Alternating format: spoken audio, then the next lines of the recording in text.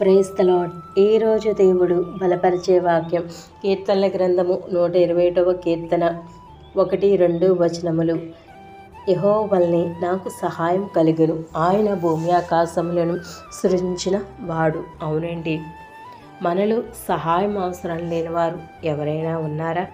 అవును, నిజానికి మనందరికీ కొన్ని సమయంలో కష్టాల్లో, నష్టాల్లో, ఆర్థిక ఇబ్బందుల్లో, అలాగే కొన్ని కష్టతరమైన పరీక్షలు తట్టుకోవడానికి, అలాగే బలహీన సమయంలో కావచ్చు, శాంతి సమాధానం లేనప్పుడు కూడా మనకి కొన్ని సమయంలో ఎదుటివారి సహాయం కావాలి. కానీ వారికి సహాయం చేసే స్థితిలో ఉండొచ్చు, ఉండకపోవచ్చు. కొంతమంది స్థితి కలిగి ఉన్నా కానీ సహాయం చేయకపోవచ్చు. కానీ అన్ని సమయంలో మనకు సహాయం చేసే ఒకే ఒక వ్యక్తి మన యేసయ్య. అవునండి, నువ్వే పరిస్థితిలో ఉన్నప్పుడు కూడా నీకే అవసరం ఉన్నా కానీ దేవుణ్ణి అడగాలి. దేవా, నాకున్న ప్రతి అవసరతలను తీర్చు ప్రభువా అని నువ్వు దేవుని సహాయం కోరితే కనుక దేవుడు నీకు సహాయం చేస్తానని వాగ్దానం ఇస్తున్నాడండి.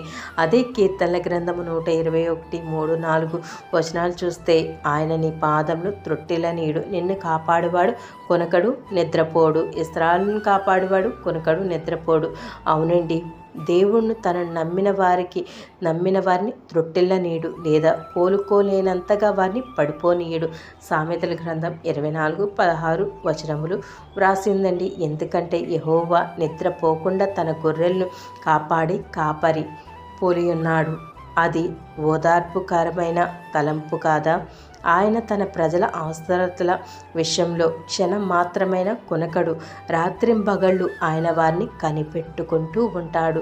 అవునండి, నీకున్న ఏ సమస్య అయినప్పుడు కూడా దేవుని పాదాల చెంత అడుగు. అది ఏ సమయమందైనా, ఏ రోజైనా, ఏ క్షణమైనా, ఏ గడి అయినా నువ్వు దేవుని పాదాల చెంత నీకున్న ప్రతి సమస్యను దేవుని పాదాల, దేవా నీవే నాకు సహాయకుడు ప్రభువా, నీ సహాయం కోసం ఎదురుస్తున్నాను, నువ్వు నాకు సహాయం చేయి ప్రభువా అని నీవు కన్నీటితో దేవుడిని అడుగుతే గనక దేవుడు నీకున్న ప్రతి అవసరతలను తీర్చచ్చు. అవును, నీ బంధువులు తీర్చకపోవచ్చు, నీ కుటుంబ సభ్యులు తీర్చకపోవచ్చు, నీ ఇరుగురు వారు నీకు సహాయం చేయకపోవచ్చు, నీ స్నేహితుల్ని నువ్వు విడిచి ఉండవచ్చు, నా అన్నవారి నిన్ను దూరపెట్టవచ్చు. కానీ నీ దేవుడైన యెహోవా, మన దేవుడైన యెహోవా ఏ సమయమైనా కునికే దేవుడు కదండి. ఇశ్రాయేలు దేవుడు కొనకడు నిద్రపోడు. అవును, రాత్రం పగుళ్ళు, రేయి పగళ్ళు ఆయన నీవు ఎప్పుడు నాకు సహాయం అడుగుతావా అని దేవుడు ఎదురు చూస్తున్నాడండి.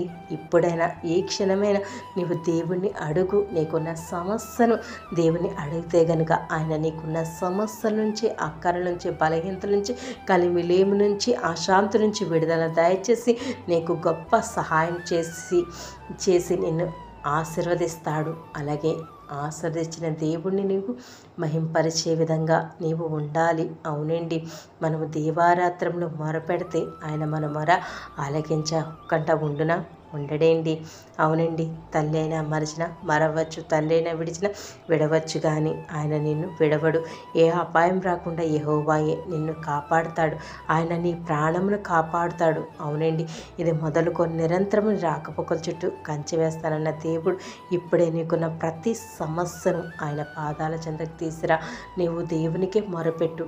ఆయన హస్తాలకి నీ సమస్య అంతా, నీ భారం అంతా ఆయన పైన మోపితే కనుక నీకున్న ప్రతి సమస్య నుంచి, ఇరుకు నుంచి, ఇబ్బందుల నుంచి విడుదల దయచేసి నీ చేతిలో గొప్ప కార్యము దేవుడు జరిగిస్తాడు. వాక్యానుసారంగా మనం జీవిద్దాం. దేవుని సహాయం కోసమే ఎదురు చూద్దాం. నీకున్న సమస్యను దేవుని పాదాల చెంత ఇప్పుడే ఈ సమయమందు దేవునికి అప్పచెప్తే కనుక దేవుడే నీ యొక్క జీవితంలో అద్భుత కార్యం చేయునుగాక. ఆమేన్. ప్రార్థన. యేసయ్య నీకే స్తుతులు, స్తోత్రాలయ. పరిశుద్ధాత్ముడా నీకే స్తోత్రాలయ.